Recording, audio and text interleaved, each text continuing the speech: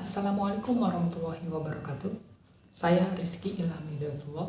Pada kesempatan kali ini, saya akan menjelaskan terkait dengan materi makalah yang saya buat, yakni pengaruh Pancasila bila menjadi ideologi negara penjajah Indonesia.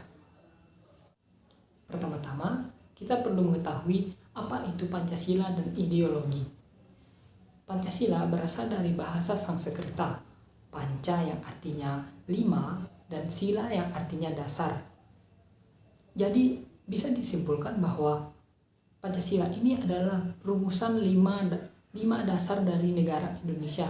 Jadi Indonesia ini memiliki 5 dasar, tidak satu seperti liberalisme yang mengusung kebebasan, kapitalisme, komunisme, itu semua satu. Sedangkan Pancasila 5. Adapun pengertian dari ideologi sendiri adalah berasal dari bahasa Yunani, idea dan logos. Idea yang berarti gagasan dan logos yang berarti ilmu pengetahuan. Jadi dapat disimpulkan bahwa ideologi adalah gagasan yang mendasari sebuah negara. Jadi ketika sesuatu terjadi, maka negara tersebut harus melihat ke dalam pandangan ideologi apakah hal tersebut benar atau tidak. Adapun ideologi-ideologi dari negara penjajah Indonesia, yang pertama adalah Portugis. Nah, di Portugis ini terdapat sebuah rezim yang bernama Estado Novo atau negara baru, atau bisa juga disebut Republik Kedua. Nah, rezim ini mengedepankan ideologi korporatisme yang melibatkan asosiasi dari masyarakat, konservatisme yang meningkatkan nilai-nilai tradisional, dan nasionalisme ya, atau yang sering kita dengar sebagai cinta tanah air. Yang kedua adalah negara Spanyol. Kita ketahui bahwa Spanyol memiliki bentuk negara monarki konstitusional. Nah, dari bentuk negara ini, dia itu mengedepankan liberalisme. Dari liberalisme ini kita ketahui bahwa negara Spanyol itu menjunjung tinggi kebebasan dari individu. Hal ini mungkin begitu cukup bertentangan dengan ideologi negara kita, yaitu Pancasila. Yang ketiga adalah negara yang paling lama menjajah Indonesia, yakni negara Belanda. Nah, negara Belanda ini juga berbentuk monarki konstitusional seperti Spanyol. Bedanya, Belanda ini memiliki ideologi dualisme. Apa itu dualisme? Dualisme ini adalah ideologi yang membagi hakikat itu menjadi dua, yakni hakikat materi dan hakikat rohani. Keduanya ini berdiri secara bebas. Yang keempat adalah ideologi dari negara Perancis. Nah, Perancis ini menjunjung tinggi ideologi sekularisme. Apa itu sekularisme? Sekularisme adalah prinsip yang bertujuan untuk menjalankan urusan-urusan manusia berdasarkan pertimbangan sekuler dan naturalistik. Nah, atau sekularisme ini juga biasa sering didefinisikan sebagai pemisahan agama dan urusan dari sipil negara. Yang kelima adalah negara Inggris. Nah, negara Inggris ini mengadut ideologi sosialisme. Sosialisme sendiri adalah ajaran kemasyarakatan atau pandangan hidup tertentu yang berhasrat menguasai sarana-sarana produksi serta pembagian hasil produksi secara merata.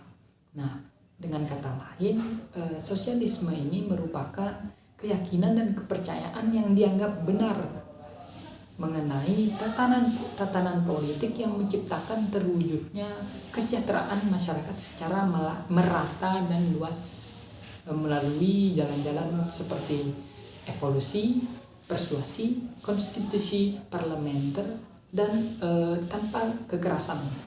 Yang terakhir atau yang keenam adalah ideologi dari negara Jepang. Nah, Jepang ini memiliki ideologinya sendiri sama seperti Indonesia dengan Pancasilanya, yakni ideologi Hakko Ichiu atau 8 penjuru dunia di bawah satu atap. Nah, merupakan ideologi yang sangat diyakini oleh orang Jepang. Ideologi ini menurutnya Jepang ini ditakdirkan untuk menguasai dunia.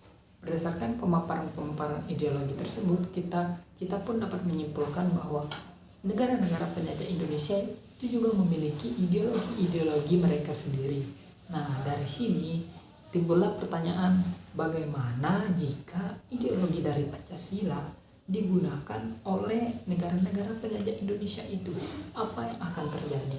Nah, adapun pengaruh dan dampak Pancasila bila menjadi ideologi negara Indonesia menurut saya, yang pertama untuk negara Portugis. Nah, di Portugis ini mayoritasnya Kristen. Jika dibandingkan dengan Indonesia yang mayoritasnya Islam, Pancasila ini tetap dapat digunakan karena sila pertama itu ketuhanan yang Maha Esa, tidak ada pengkhususan terhadap agama manapun. Nah, karena kita ketahui bahwa negara di Portugal itu mayoritasnya Kristen, maka salah satu pengaruh Pancasila yang dapat diberikan oleh Pancasila adalah Pancasila itu meningkatkan. Pancasila ini membuat orang-orang Portugis ini meningkatnya rasa toleransi antar umat beragama. Yang kedua, meningkatkan harkat dan martabat manusia sebagai sesama makhluk Tuhan. Karena kita ketahui latar belakangnya negara-negara Portugis itu menjajah Indonesia dulu itu karena ingin menyebarkan 3G, gold, glory, gospel. Gold yang artinya harta atau kekayaan, glory atau kemenangan atau kebebasan, dan gospel yang artinya agama Kristen. Yang kedua, dampak Pancasila bila menjadi ideologi negara Spanyol. Nah, Spanyol ini memiliki cukup banyak ateis, salah satu negara dengan populasi ateis yang cukup banyak. Nah, bagaimana peran Pancasila untuk menyikapi ateis ini? Jawabannya adalah Pancasila tidak dapat berperan semaksimal mungkin, mengingat Pancasila ini sila pertamanya itu ketuhanan yang Maha Esa, sedangkan orang-orang ateis itu tidak mengakui adanya Tuhan, tidak mengakui eksistensi dari Tuhan, sehingga Pancasila ini tidak dapat berperan semaksimal mungkin bagi negara Spanyol. Yang ketiga, bagi negara Belanda. Nah, Belanda ini cukup lama menjajah Indonesia, sehingga mungkin ideologi Pancasila ini bila diterapkan di negara Belanda, apalagi saat zaman penjajahan, kemungkinan dia akan mencintai sesama manusia, ras, agama, suku, sehingga mungkin 350 tahun lamanya menjajah Indonesia mungkin tidak terjadi. Apalagi ada sistem monopoli perdagangan yang dilakukan oleh VOC. Apalagi juga ada politik divide et impera yang berarti mengadu domba antara bangsa satu dan bangsa lain, mungkin tidak akan pernah terjadi karena ideologi Pancasila itu sangat-sangat memuat hal yang positif. Jadi tidak mungkin saja hal-hal tersebut tidak terjadi. Yang keempat adalah bagaimana jika ideologi Pancasila ini menjadi ideologi negara Perancis. Nah, ada sebuah kasus di mana Prancis ini memiliki begitu banyak sekali imigran. Dapat kita lihat di televisi, apalagi sedang Piala Dunia seperti ini, kita lihat timnas Prancis itu banyak yang berkulit hitam. Itu adalah kebanyakan dari imigran. Nah, dari sini mungkin timbul rasa bagaimana Pancasila ini dapat menyatukan orang-orang dari yang ras-ras imigran tersebut dengan orang-orang asli Perancis. Nah, dari sini mungkin peran Pancasila adalah dapat menyatukan, memperkuat toleransi antar ras. Yang kelima adalah pengaruh dari Pancasila bila menjadi ideologi negara Inggris. Nah, negara Inggris ini adalah negara kerajaan ya. Jadi kemungkinan besar ada kaum-kaum yang sangat loyal terhadap rajanya, ada juga yang nasionalis atau cinta pada tanah airnya, tidak pada rajanya. Nah, dari sini mungkin peran Pancasila adalah mempersatukan dari kaum loyalis dan kaum nasionalis, sehingga tidak ada perpecahan di antara keduanya, meriarkan Pancasila yang menjadi penyatu di antara keduanya, sehingga dapat disimpulkan bahwa Pancasila ini dapat membantu peran dari raja atau ratu dalam menyatukan rakyat. Yang terakhir adalah pengaruh Pancasila bila menjadi ideologi negara Jepang. Nah, Jepang ini meskipun singkat dalam penjajahannya, tetapi dia juga cukup berpengaruh besar. Apalagi siapa yang tidak tahu dengan Romusa. Nah, Romusa dari sini kita ambil apabila Pancasila menjadi ideologi negara Jepang, maka kemungkinan besar Romusa ini tidak akan terjadi.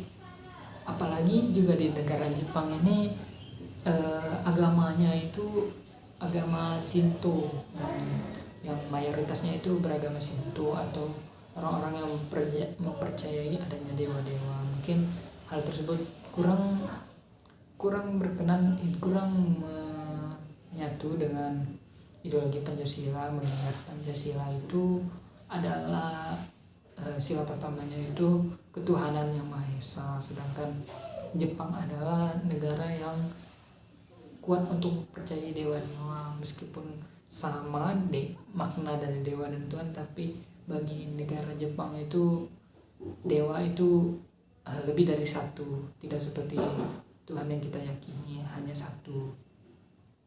Nah, dari sini juga kalaupun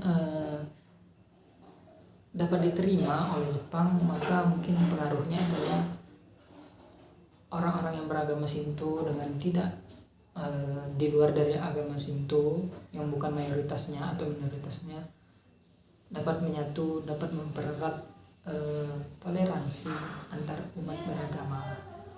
Sampailah kita pada bagian kesimpulan. Nah, kesimpulan yang kita dapatkan di sini adalah Pancasila merupakan pedoman kehidupan berbangsa dan bernegara bagi seluruh rakyat Indonesia. Pancasila adalah landasan dari segala keputusan yang mencerminkan kehidupan bangsa. Nah, ideologi adalah sistem pemikiran yang abstrak yang dianggap sebagai visi yang komprehensif sebagai cara memandang sesuatu. Nah, adapun Indonesia ini merupakan negara yang kaya akan sumber daya alamnya. Nah, dari sini banyak yang ingin menguasai negara Indonesia. Nah, setidaknya ada 6 negara yang telah menjajah Indonesia, yaitu negara Portugis dengan ideologinya adalah korporatisme, konservatisme, dan nasionalisme. Yang kedua adalah negara Spanyol yang menjunjung tinggi liberalisme. Yang ketiga adalah negara Belanda yang menjajah Indonesia selama 350 tahun yang menjunjung tinggi ideologi dualisme. Yang keempat ada negara Prancis yang menjunjung tinggi sekularisme.